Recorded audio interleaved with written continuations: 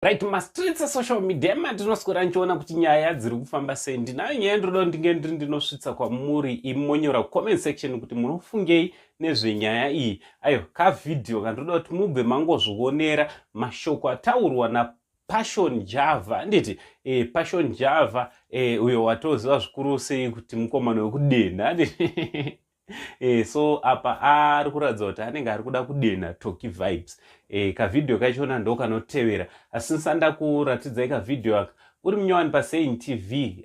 Ndinokurudzira kuti chingobaya subscribe button obva isa notification bell zvakanakira kuti every time patino upload ma videos you will be notified. Chiti zviri kudi kwese kwamuri vazukuru vasekuru sei ndimaswera sei munofara here aditi so ka video kachona ndo kanotevera kwete kuti kanota Iwe Toki Vibes.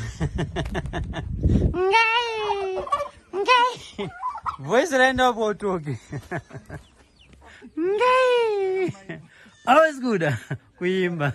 Tipo hii. Funga mazvionera vazukuru ka video ka Passion Java uyo ari kuratidza kuti ari kudenha nditi ari kudenha Toki Vibes. Mazuva akapera anga ane mubanditi. Anga akamboita tek na Say Colors. Ameno kuti this time unofunga kuti nyaya yatanga na Chamakuvangu kuti inopera zvakanaka here. Inopera zvakanaka. Ngataura no comment section. From Ango Send, the only Zimbabwean anchor, pana umwe sekuru wevanhu kunze kwangu.